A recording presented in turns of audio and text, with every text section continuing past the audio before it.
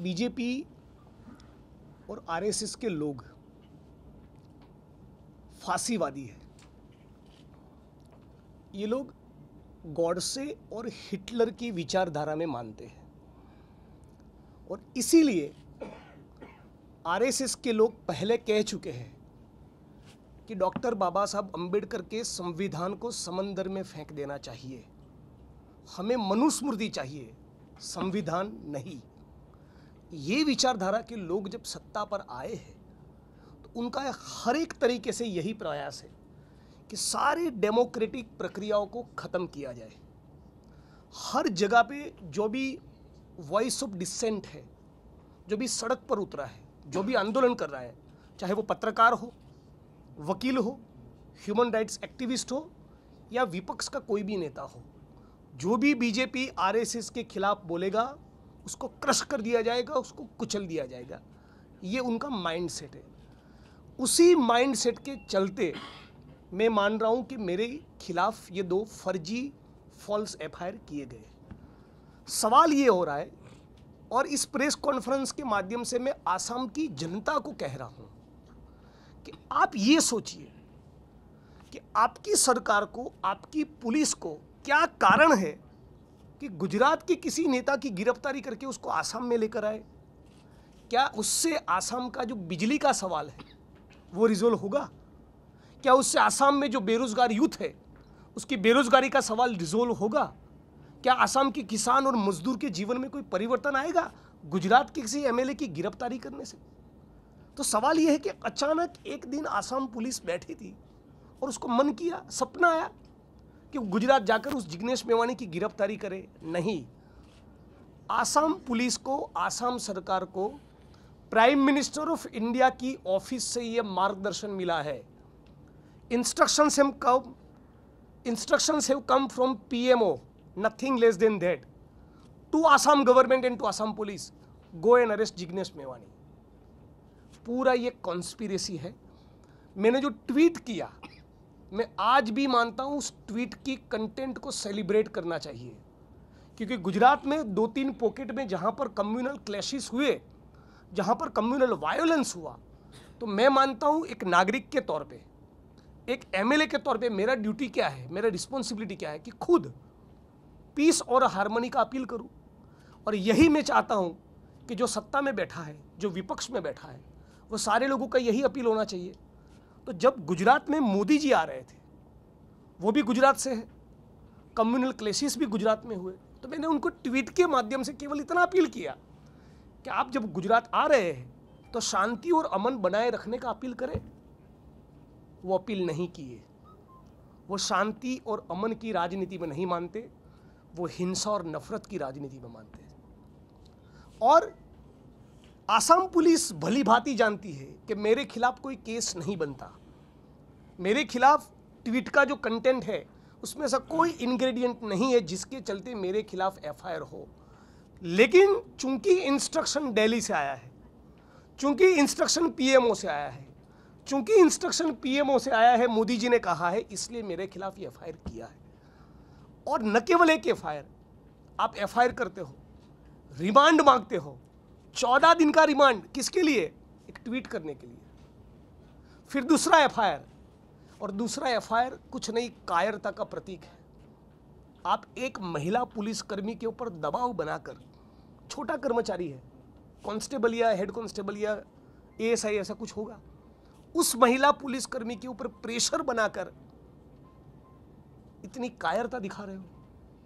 मेरे खिलाफ आपको दूसरा केस करना था, मैं आज भी प्रेस कॉन्फ्रेंस के माध्यम से कह रहा हूं, इम्प्लीकेट मीन समथिंग एल्स, और कुछ केस करते। किसी महिला को आगे करना और उसके जरिए किसी एमएलए के ऊपर जो दूसरे स्टेट का है यहां पर एफआईआर करके यहां उसकी गिरफ्तारी करवाना, ये कितनी बुज़दिली है।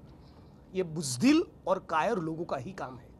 ये वही बुज़दिल और कायर लोग हैं जो स्वतंत्रता के आंदोलन में पार्टिसिपेट नहीं किए थे। ये वही बुज़दिल और कायर लोग हैं जो हमारे राष्ट्रध्वज का, तिरंगे का सम्मान नहीं किए थे।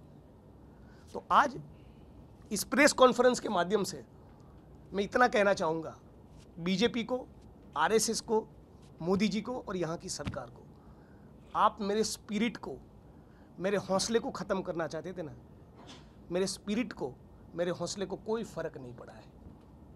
आप चाहे तो और 2 एफआईआर का प्रयोग करके देख लीजिए, मैं अपनी जगह से 1 इंच हिलने वाला नहीं। और कल जिस प्रकार से कोर्ट ने ऑब्जर्वेशंस किए वो सब कुछ कहता है।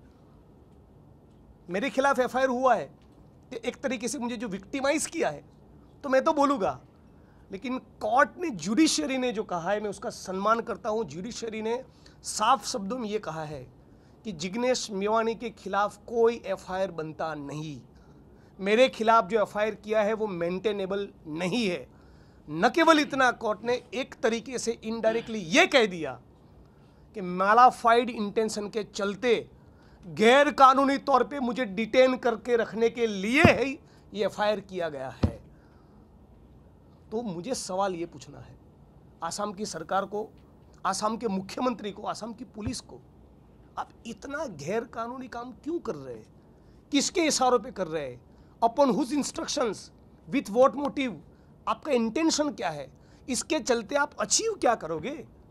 मेरे ऊपर, किसी दूसरे स्टेट के एमएलए के ऊपर एफआईआर करने से आसाम की जनता को क्या मिलेगा? आसाम के किसान को, मजदूर को, आसाम की बहनों को, आसाम का जो बेरोजगार यूथ है उसको क्या मिलेगा? उसके लिए कुछ करिए ना। तो मोदी जी के इशारों पर नाचना बंद करिए, वो आपको भी ले डूबेगी एक दिन, ये मैं कहना चाहता हूँ। और आसाम में जिस प्रकार से कोर्ट को कहना पड़ा कि धीरे धीरे आसाम एक पुलिस स्टेट बन रहा है, यहाँ पर रूल ऑफ लॉ खत्म हो रहा है, ये डेमोक्रेसी के लिए बहुत डेंजरस साइन है। मेरे खिलाफ तो 1-2 केस हुआ, अभी बेल मिल गया, मैं तो चला जाऊँगा। आसाम की जनता का क्या होगा?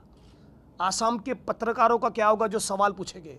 आसाम के मानवाधिकार के कार्यकर्ताओं का क्या होगा जो सरकार के खिलाफ लड़ेंगे, जो इंकलाब जिंदाबाद का नारा बुलंद करेंगे? आसाम के अंदर जो भी छोटा इंसान इस सरकार के खिलाफ बोलेगा, उसके पास यही मैसेज है कि हम गुजरात के दूसरे स्टेट के एमएलए को नहीं छोड़ रहे, तुमको भी क्रश कर देंगे। यही मैसेज आसाम की सरकार और पुलिस देना चाहती है। मैं यह मानता हूँ ये दोनों एफआईआर मेरे खिलाफ जो हुए और जिस प्रकार से एक्स्ट्रा जुडिशियल किलिंग्स आसाम में चल रहा है वो और कुछ नहीं, it is blatant disregard to our rule of law and it is the greatest insult to doctor Baba Saheb Ambedkar's Indian constitution. ये हमारे संविधान का अपमान है। लेकिन जैसा कि हमारे आसाम प्रदेश कांग्रेस कमेटी के हमारे भूपेन कुमार बोरा साहब ने और पार्टी के सारे साथियों ने बताया, कांग्रेस पार्टी का ये कैरेक्टर रहा है, कितना भी जुल्म हो हम लोग अपनी जगह से हिलने वाले नहीं। मैं दोबारा कह रहा हूँ, आपको जो करना हो, जिस स्टेट में करना हो और एफआईआर करना हो, आप प्रयोग करके देख लीजिए, मैं हिलने वाला नहीं हूँ। यही बात मैं आपके माध्यम से कहना चाहता हूँ। साथ साथ जिस प्रकार से भूपेन कुमार बोरा साहब हमारे पीसीसी के प्रेसिडेंट जिस प्रकार से सॉलिड तरीके से मेरे साथ खड़े रहे, पूरी कांग्रेस पार्टी मेरे साथ खड़ी रही, भगवती साहब जो हमारे वकील है, कोंकण दास जी, साइकिया जी, अंशुमन बोहरा जी और पूरी कांग्रेस पार्टी की, चाहे वो महिला कांग्रेस हो, एनएसयूआई हो, किसान कांग्रेस हो, यूथ कांग्रेस हो, बारपेटा और कोकराझार के जो दोनों डिस्ट्रिक्ट के प्रेसिडेंट है कांग्रेस पार्टी के, वो दूसरे नेता जिनको मैं नाम से नहीं पहचानता हूँ, लेकिन जो सॉलिड तरीके से मेरे साथ खड़े रहे, I am grateful to them. इस प्रेस कॉन्फ्रेंस के माध्यम से उनके प्रति मैं अपना आभार व्यक्त करता हूँ और उनको ये भी गारंटी कह रहा हूँ कि आप जिस प्रकार से कहे कि गुजरात की जनता को मैं माफ़ी मांगता हूँ, हमारे मन में बतौर गुजराती कोई गिला शिकवा नहीं। मैं आसाम की जनता को लेकर अपने दिल में बहुत प्यार रखता हूँ। आसाम का जो डाइवर्सिटी है, यहाँ का जो मल्टीकल्चरिज्म है, उसको मैं सेलिब्रेट करता हूँ। ये कोई हिमंत बिस्व शर्मा का आसाम नहीं, ये महापुरुष शंकर देव का आसाम है और उसी ट्रेडिशन को हम लोगों को आगे लेके जाना है। उसी ट्रेडिशन को कांग्रेस पार्टी आगे लेकर जाएगी। कांग्रेस पार्टी जिस प्रकार से मेरे साथ खड़ी रही, पूरा बैटरी ऑफ लॉयर्स जिस प्रकार से मेरे साथ खड़ा रहा, उसके लिए मैं दोबारा उनका शुक्रिया अदा व्यक्त करता हूँ। सारे पत्रकार साथियों ने भी समर्थन किया और आसाम पुलिस का जो छोटा कर्मचारी था ना, वो भी जेल में हमारे लिए सिंपैथी रखा है। तो मुझे उम्मीद है कि ये लड़ाई डेमोक्रेसी को, लोकतंत्र को, हमारे संविधान को बचाने की लड़ाई हम लोग साथ में मिलकर लड़ेंगे और जीतेंगे। ऐसे 1-2 एफआईआर से हमारे पेट का पानी हिलने वाला नहीं। तो मोदी जी, बीजेपी और आरएसएस समझ ले, ये डॉक्टर भीमराव बाबा साहब अम्बेडकर का संविधान है। आप कितना भी कोशिश करो, यहाँ मनुस्मृति को लागू नहीं होने देंगे। और मैं आखिर में आसाम की जनता को केवल इतना कहना चाहता हूँ कि हमारा जो कल्चरल डाइवर्सिटी आसाम में रहा है, हिंदू हो, मुस्लिम हो, दलित हो, आदिवासी हो, मुसलमान हो, हम सबको साथ में मिलकर रहना है। यदि हम लोग इतना कर देंगे तो हमारी जीत होगी। इतना आपके बीच में मैं कहना चाहता हूँ। आपके कोई सवाल है तो I have absolutely nothing to hide, anything under the sky can be asked to me, I am available. आपका कोई भी सवाल है मुझे आप दिल खोलकर पूछ सकते हैं। एक महिला पुलिसकर्मी ने आपके खिलाफ अभियोग दी थी, उनको आप क्या कहना चाहेंगे? पहले सवाल ये। एक बात आप समझिए, सरकारी वकील ने, और सरकार का वर्जन ये था कि जिग्नेश मेवानी एक एमएलए है, इन्फ्लुएंशियल नेता है, और इसीलिए उन्होंने अपनी इन्फ्लुएंस का यूज़ करके ये सब किया है।